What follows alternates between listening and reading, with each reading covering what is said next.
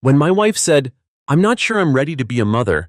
I need time to explore myself, to pursue my unfinished dreams." In that moment, I understood that no matter how much you love each other, sometimes your hearts can beat for love, but fall out of sync because of your differences. Have you ever felt like you're standing at a crossroads, caught between what you yearn for and what the person you love desires? I'm sitting in our familiar downtown apartment, looking out the window where the city lights twinkle like shattered stars. This is the apartment where Olivia and I once planned to build our home, where we'd watch sunrises and sunsets together. But now, all that's left is the ticking of a clock and quiet loneliness. Perhaps not all separations require explosive arguments or painful betrayals. Sometimes, an ending simply comes from something far more subtle. Two people in love, who just no longer see the same path, no longer walk in step on life's journey. I'm Mark, 42 years old. She, Olivia, is only 28. When we met, the 14-year age gap wasn't something that worried me. I thought it was that simple, but after 6 years together, I realized that difference had silently, quietly, but powerfully eroded everything, until only unfillable voids remained. Olivia and I met at a charity event in the city, a fundraiser for underprivileged children.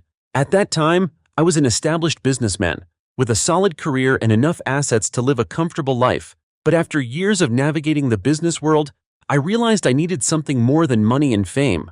I was past the impetuousness of youth. I no longer craved adventures or fleeting romances. I had experienced one deep relationship that ended unhappily, leaving me with difficult scars and a caution bordering on shyness in matters of the heart. I wanted a mature, stable woman, someone I could truly build a home with, a place where I could return after the demands of work, where I could find peace and tranquility. Then I met Olivia. She was only 28 then, a full 14 years younger than me. She possessed a radiant energy, a freshness, a vitality I had never seen in anyone else.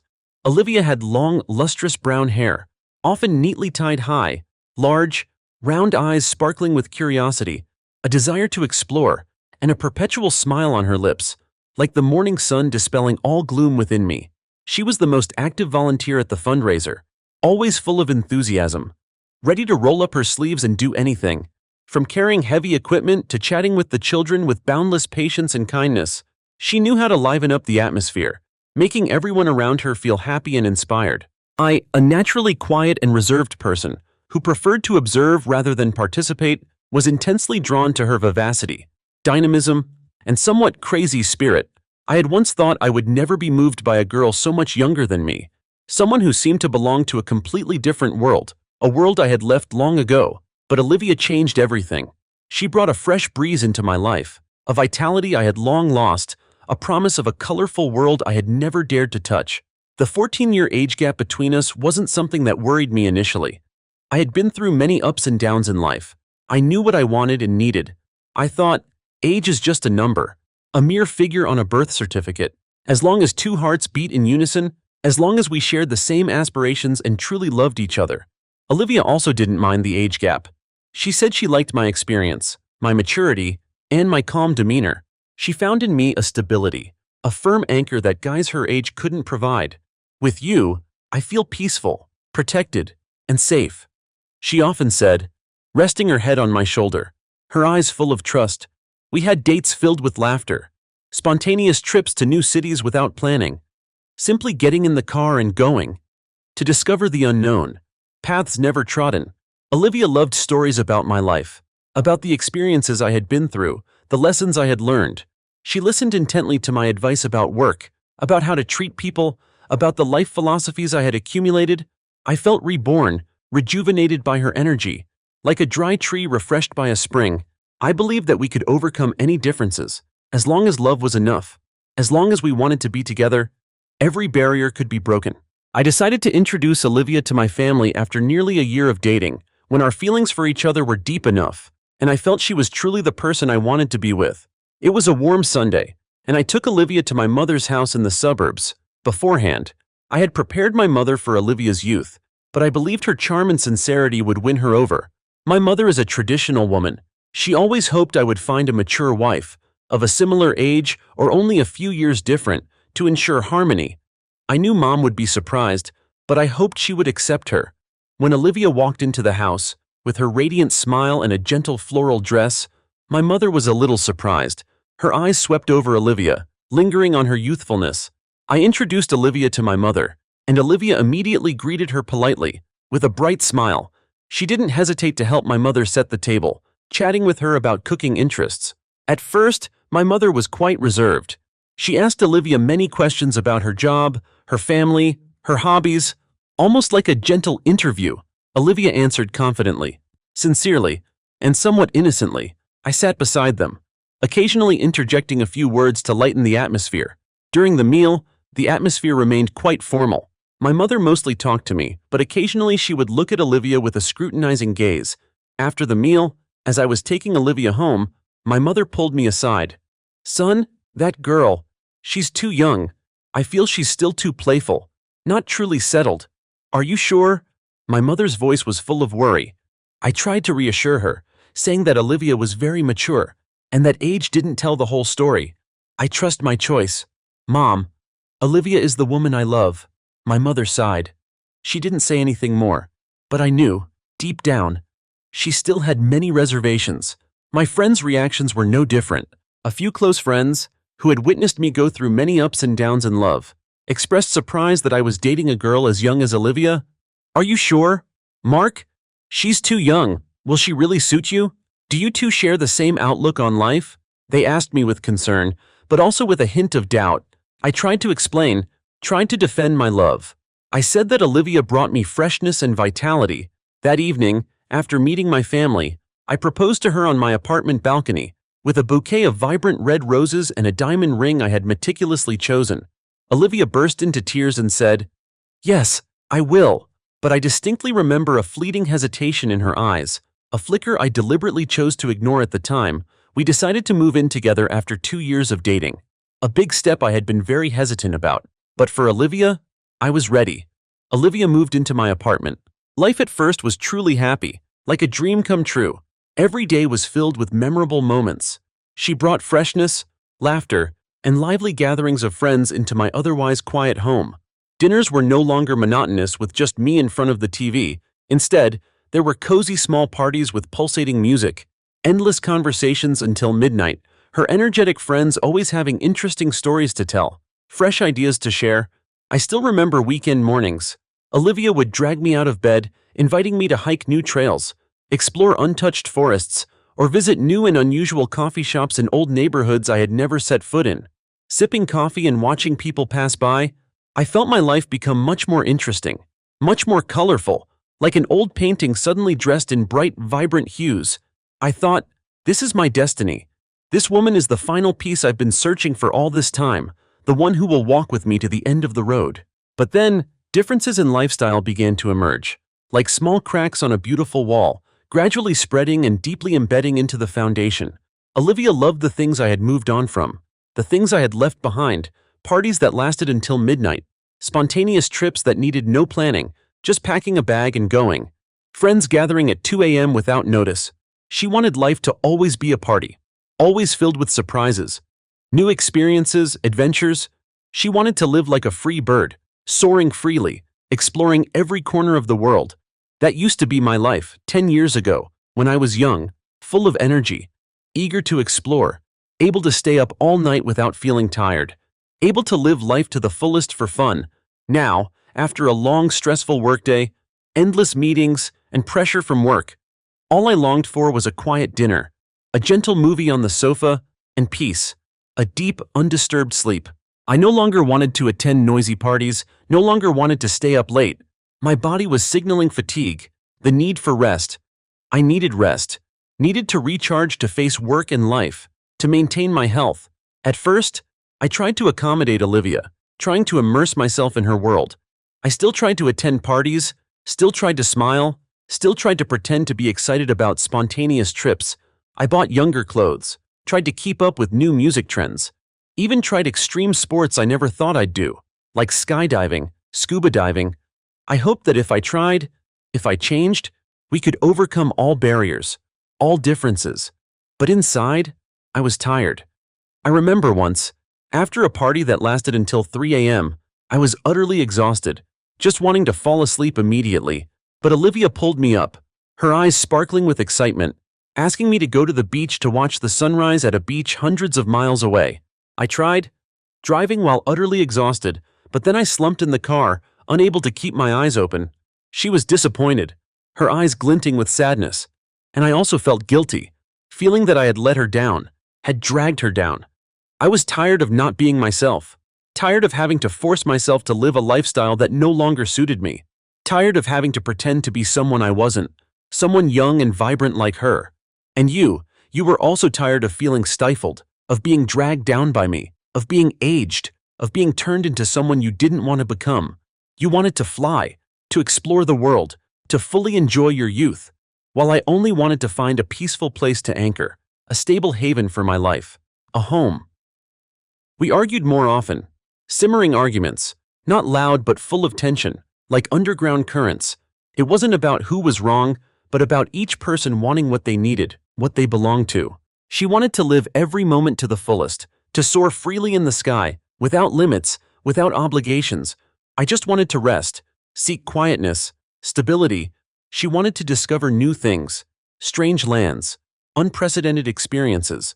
I wanted to build a home, wanted a small, cozy family, a place where I could return after every tiring workday, where there was the laughter of children. She wanted freedom, not to be bound by anything, not to be tied down by family responsibilities. I needed connection, stability, an invisible thread holding two souls together, a promise of a shared future, where we would grow old together. I once tried to change myself, traveling more, attending gatherings, trying to integrate into Olivia's world. I bought plane tickets to distant places I had no interest in, signed up for dance classes I had no talent for, tried to listen to stories about celebrities I didn't know, fashion trends I didn't care about. I hoped that if I tried, if I changed, we could overcome it. But inside, I was tired, tired of not being myself, tired of pretending to be happy, pretending to be enthusiastic. I felt like an actor playing a role that wasn't mine, and I was slowly running out of energy, slowly losing myself. She said I was aging too fast, older than 42, a boring man, a gloomy shadow. I was silent, not because I couldn't retort, but because she was right. I really felt older than my 42 years, older than Olivia's youth and vibrancy, older than her desires. I realized we were at two completely different stages of life, two parallel paths that could not converge, no matter how much we loved each other. As time passed, small conflicts accumulated into unfillable chasms, cracks widening, separating us into two distinct worlds. We loved each other. I believe that, but that love wasn't enough to erase the fundamental differences in lifestyle and life goals. I looked at Olivia, still seeing her eyes sparkling with youth and a desire to explore, but I also saw hidden disappointment there, an unspoken sadness. She looked at me, her eyes no longer holding the initial admiration, but instead weariness, boredom, and even a hint of unfamiliarity, as if I were a completely different person. I felt like I was looking at a complete stranger, someone I had once known so intimately, now disturbingly unfamiliar. Our conversations gradually became awkward, sparse. We no longer shared dreams or plans. Instead, there was silence, avoidance. I often came home later, using work as an excuse, just to avoid facing the tense atmosphere at home. Olivia did the same. She often went out with friends until late, sometimes without warning. We lived side by side, yet like two strangers sharing a roof, each in our own world. Pressure from family and friends also began to emerge, like incessant, urgent alarm bells. My mother, a woman who had sacrificed her entire life for her family, always wished for me to have a complete home, often asking about children, about a real family. "Mark, you're over 40 now. When will you settle down and have a family? When will I have grandchildren to hold, so I can hold them before I get too old and frail, before I no longer have the strength to carry them?" She worried about me, I knew, and I felt her boundless love. My friends too, they all had families, with many children, and they often asked me about my future plans, about whether I intended to marry and have children. "Been married for a while, no good news yet. When are you introducing little Mark to us?" Seemingly innocent questions that cut into my heart. I knew these were inquiries born of concern, of love, but to me they were an invisible burden, a constant reminder of a desire burning within me, something I couldn't yet achieve. I couldn't force Olivia, but I also couldn't ignore my own yearning for a family, for the laughter of children echoing in the house, for a legacy. I tried to talk to Olivia about the future, about us having children, about building a real family. I painted a beautiful vision, where we would raise children together, grow old together, enjoy a peaceful, warm life together. I talked about us taking our children to school together, telling them bedtime stories, experiencing life's sacred moments together. From their first tentative steps to their adulthood, I imagined us sitting by the fireplace, telling them fairy tales, or gardening together. But every time I brought it up, Olivia would avoid the topic. She would skillfully change the subject or simply remain silent, her eyes gazing distantly as if thinking of somewhere far away. When I pressed her, she would sigh, say she was still young. She wanted to enjoy life, wanted to explore the world before being tied down by the responsibilities of motherhood. She said she was afraid of losing her freedom, afraid of being bound by children, afraid of having to give up the trips, the parties, the adventures she still yearned for. "I'm not ready, Mark. I don't think I'd be a good mother. I'm afraid I won't be able to give our child the fulfilling life you want." Her words were like a heavy stone pressing on my heart, leaving me feeling helpless. On those afternoons, I sat alone in the living room, watching children's toys advertised on TV, or happy young families strolling in the park. The desire for a child surged powerfully. I wondered, should I continue to hope, continue to wait for Olivia to change, or should I accept the truth that we didn't belong together, weren't on the same path? I struggled intensely internally, tormenting myself every night. I loved Olivia, but my yearning for a family, for a child, was too great. And then, one day, she told me, on a rainy afternoon, as we sat opposite each other in the quiet kitchen, with only the patter of rain outside the window, "I'm not sure I'm ready to be a mother, Mark. I need time to discover myself, to pursue unfinished dreams. I don't want to be bound by responsibilities I'm not ready to bear. Don't want to give up the things I still yearn for, the trips, the parties, the new experiences. I want to live a full, free life, without regrets. And you seem to always be waiting for that, always yearning for a family, a home with children's laughter. I can't give you that right now, and I don't know when I ever will." Those words, though gentle, pierced my heart like a knife, cutting through every layer of facade I had tried to build, shattering every remaining illusion. I didn't blame her. She was young.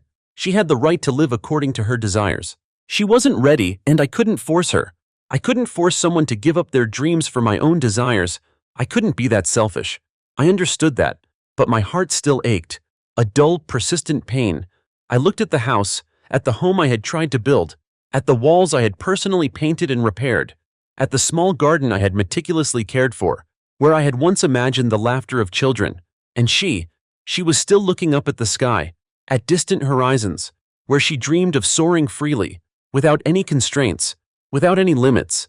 In that moment, I understood that we could no longer continue on this path together. We were heading in two completely different directions, and no matter how much we loved each other, no matter how hard I tried, we couldn't reconcile. It was a harsh truth, but I had to accept it. The decision to break up came naturally, without tears, without shouting, without bitter words or dramatic scenes like in movies. We sat together, talking calmly, like two old friends making an important decision together, a decision that would change both our lives forever. We both understood that if we continued to be together, both of us would only grow more tired, more miserable, tormenting each other in endless conflicts. Love wasn't enough to erase the vast differences in life goals, in future perspectives, in the deepest desires of each person. We weren't enemies. We were just two people who had reached the end of their shared path, and now it was time to turn in two different directions. We parted peacefully, at least externally, in front of everyone. We didn't dispute assets, didn't dispute anything, because I knew those material things couldn't hold on to a relationship that was no longer suitable, couldn't bring happiness to either of us. Olivia wanted to keep the car I had bought for her, and I agreed, considering it a final gift for the years we had spent together, for the beautiful memories we once shared. She moved in with a friend, a young and vibrant woman like her, who shared her passion for travel and parties. I helped her move her things, and as she walked out the apartment door, I felt an emptiness envelop me, but also a slight relief, a strange sense of liberation. I kept my small apartment, where Olivia's laughter and vibrancy had once filled the space. Now, the apartment had one less laugh, fewer noisy parties, fewer spontaneous trips, less of the chaos I had once tried to harmonize with. but it also had less of a feeling of being lost, less exhaustion from forcing myself to live a lifestyle that wasn't mine, less helplessness from not being able to bring happiness to the person I loved, and not being able to find happiness for myself. The apartment returned to being mine, a safe and peaceful sanctuary. My life returned to its usual rhythm: quiet dinners with a favorite book, gentle movies on the sofa, and deep, undisturbed sleep. I spent more time on work, on personal hobbies I had put aside, like reading, playing a musical instrument, or even exercising, learning a new language. I also spent more time with my family, with my mother, with close friends who had always been there for me, listening to my confessions, comforting me. I felt a strange peace, a tranquility in my soul.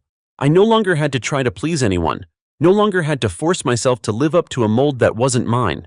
I was able to be myself, to live the way I wanted, to listen to my inner voice, and to be true to my own desires. Olivia and I still kept in touch occasionally, like friends. She would often send me pictures of her travels, of the places she had been, the experiences she had, the new adventures. I looked at those pictures and saw her still radiant, still full of life, still the Olivia I once loved, and I knew that she was happy, living the life she yearned for, the life she deserved. I no longer felt regret or sadness. I knew that was her path, and I genuinely wished her well. I held no resentment, no bitterness. I am still single, but no longer feel lonely. My apartment, though lacking Olivia's laughter, has become a peaceful space where I can find quietude, reflect on life, and find inner peace. I still yearn for a home, a family, the laughter of children echoing in the house, but I understand that it is a journey that requires patience, understanding, and synchronicity from both sides. I believe that one day, I will find a suitable woman, one who can look in the same direction with me, who can build a peaceful home with me, where both of us feel truly ourselves, truly happy, truly living according to our authentic selves. I am no longer in a hurry or worried about age. I believe in destiny, in life's arrangements, believing that what belongs to me will come at the right time, and what does not belong to me will naturally go away. The breakup with Olivia taught me an important lesson. Love isn't always enough.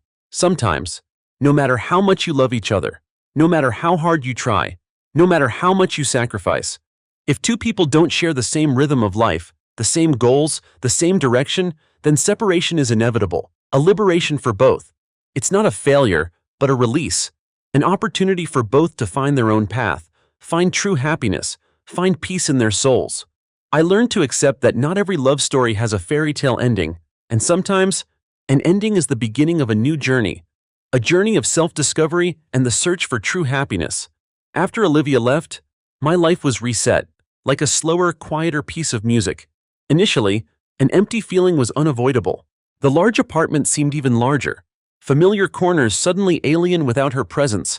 There was no longer echoing laughter, no vibrant melodies playing from speakers, no noisy evenings with friends. The silence was sometimes terrifying, as if I were living in another world, a world where only I existed. I tried to fill that void with work. I plunged into projects, working tirelessly, from early morning until late at night. I thought that if I was busy, I wouldn't have time to think, to feel sad. But then, when night fell, when everything became quiet, the feeling of loneliness would rush in, stronger than ever. I looked at the empty sofa, where Olivia used to sit reading or watching movies with me, and an indescribable sadness welled up. I realized that no matter how busy I was, I couldn't escape my emotions. I started seeking new activities, things I had missed out on during the years I tried to integrate into Olivia's world. I signed up for a painting class, a hobby I had abandoned since college. I joined a book club where I could share my thoughts with like-minded people. I started spending more time cooking, preparing delicious meals myself, enjoying every moment in the kitchen. Gradually, those activities helped me find myself again, find the small joys I had forgotten. I realized that life doesn't necessarily have to be noisy, doesn't necessarily need grand adventures to be happy. Happiness sometimes comes from the simplest things, from quiet moments with myself. However, this journey wasn't always smooth. There were times when I felt haunted by questions. Did I do something wrong?